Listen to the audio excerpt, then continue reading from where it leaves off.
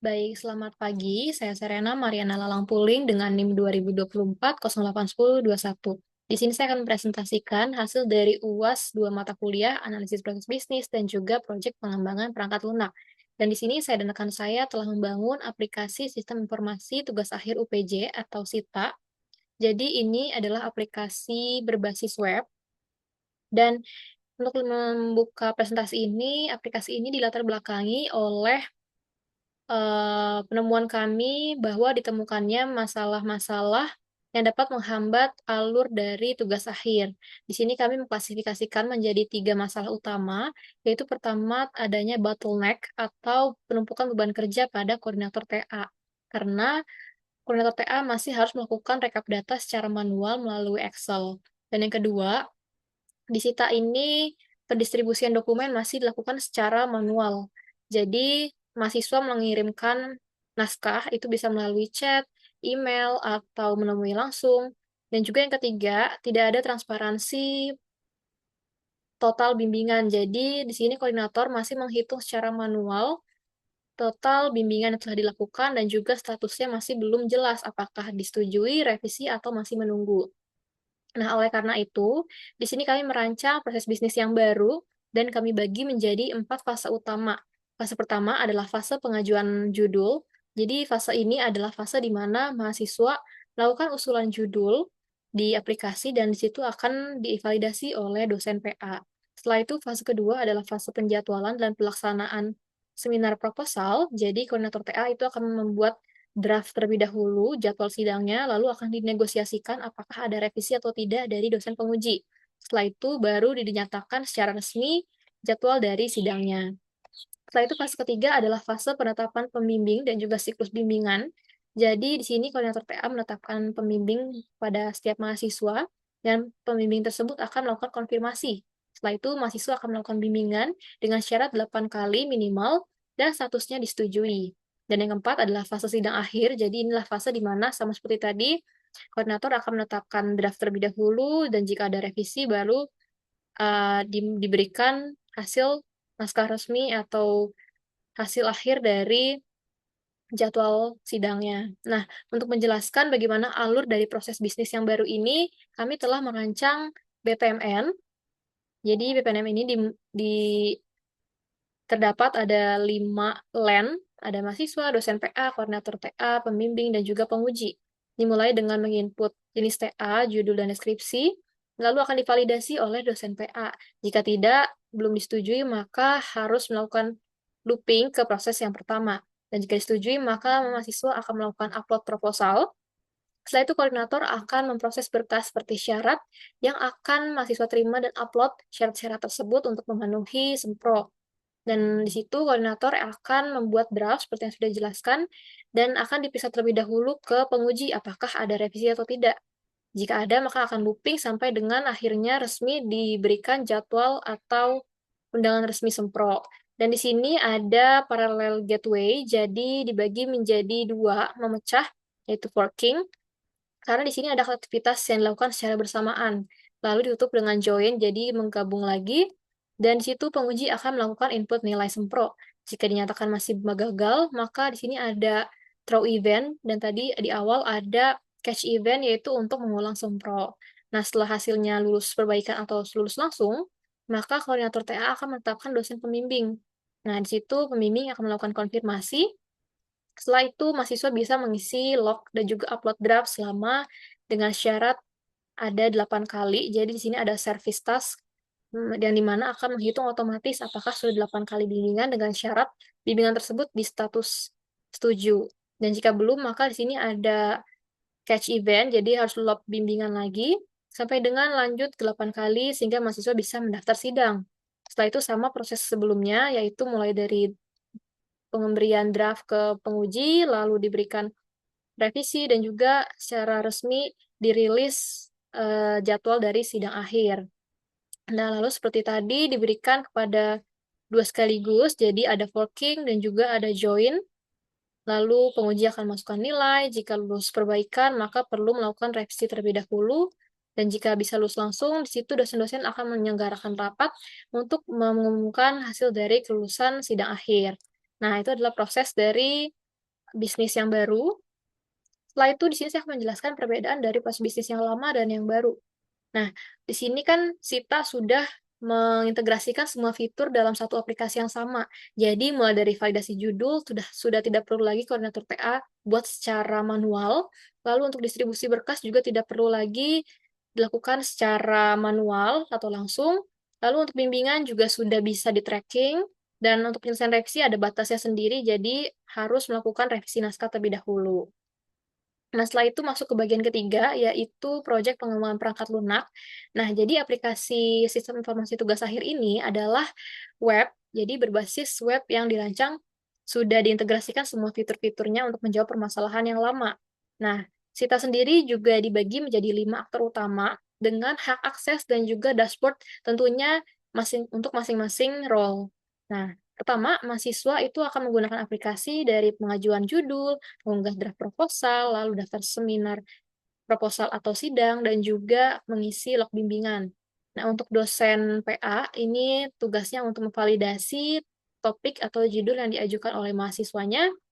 Lalu untuk koordinator TA, ini yang utama, yaitu dia sebagai administrator alur kerja, mulai dari plotting dosen pembimbing, mengatur jadwal sempro atau sidang, lalu menunjuk dosen penguji, lalu rapat yudisium sampai dengan mengumumkan hasil akhir dari kelulusan. Nah, untuk yang keempat, di sini dosen pembimbing TA itu akan monitoring progres mahasiswa bimbingannya. Jadi di situ ya dia akan memberikan komentar atau catatan kepada mahasiswa yang dibimbing dan juga memvalidasi mahasiswa bimbingannya. Dan yang terakhir, untuk dosen penguji, itu akan mengunduh naskah terlebih dahulu untuk melakukan uji kepada mahasiswanya, dan juga akan menginput nilai setelah sempro atau sidang akhir. Nah, setelah itu, di sini saya akan menjelaskan activity diagram. Jadi, activity diagram ini adalah alur kerja dari aplikasi ini, mulai dari pengajuan topik, lalu divalidasi, lalu bisa mendaftar sempro, dan jika lanjut, maka bisa mendapat bimbingan, atau dosen pembimbing, dan dilanjut sampai dengan masa bimbingan selama syarat minimal 8 kali, lalu lanjut lagi untuk melakukan sidang akhir. Nah, jika lulus, maka akan didapatkan dan diumumkan kelulusannya oleh dosen koordinator TA. Ini ada 8, mungkin untuk fokusnya sendiri ada 8 note, jadi siklus bimbingan, mulai dari mahasiswa masuk ke menu bimbingan, lalu mengisi form, ketiga, dosen pembimbing akan membuka detail log tersebut, keempat, dosen pembimbing akan memberikan catatan dan memilih apakah statusnya menunggu, revisi, atau sudah disetujui. Lalu decision ada yes dan no. Jika sudah disetujui, maka lanjut sistem akan menghitung ulang bimbingan dengan hanya status disetujui. Nah, jika sudah dengan syarat minimal 8 kali terpenuhi, maka siklus bimbingan itu berakhir. Nah, selanjutnya ini adalah sequence diagram yang telah kami rancang. Nah, sequence diagram ini kan adalah diagram atau alur yang di dalamnya berisi objek-objek yang saling berkaitan, mulai dari aktor, lalu boundary atau tampilan, kontrol atau logic, dan juga entity database. Nah, ini berhubungan dengan kelas diagram yang telah kami bangun. Jadi, kami memiliki 3 task di use case. Jadi, tentu memiliki 3 sequence dan juga 3 kelas diagram. Nah, pertama itu kan adalah use case mengenai pengajuan topik. Jadi, di sini sama, ini adalah sequence pengajuan topik, dan juga ini adalah kelas pengajuan topik. Di sini sudah disesuaikan mulai dari view-nya, lalu kontrolnya, dan modelnya. Di sini ada 4 view, sama. Lalu ada 2 logic, sama. Dan juga ada 4 database, sudah sama. Dan lalu yang kedua itu adalah fase bimbingan. Jadi di sini ada 5 model, 5 boundary, sudah sama. Lalu ada 1 controller, bimbingan controller, sudah sama, dan juga ada 3 database. Nah, seperti itu juga dengan di kelas dan juga sequence ketiga. Nah, ini adalah kelas sidang akhir, jadi sama. Ini juga ada 4 boundary, sudah sama, dan sidang controller, ada 1 logic, dan juga 4 database. Nah, itu sudah mengenai sequence dan juga kelas diagram. Nah, lalu lanjut saya akan menjelaskan mengenai database. Database sendiri sudah dirancang ada 7 database utama.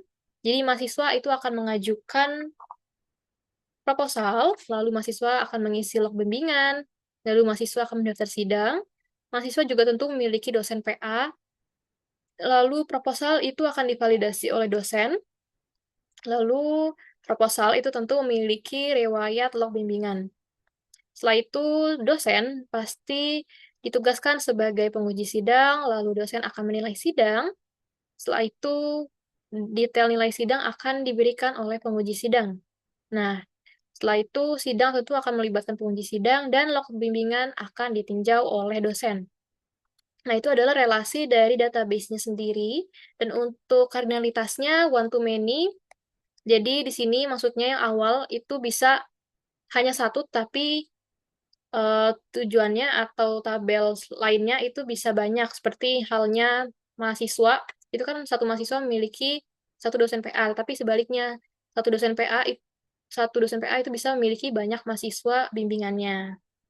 Sama seperti mahasiswa juga proposal, sidang, penguji sidang, lalu detail nilai sidang, sampai dengan log bimbingan yang bisa dimiliki banyak, minimal 8 kali, dan belum tentu 8 kali pas, karena bisa lebih jika statusnya masih perlu revisi.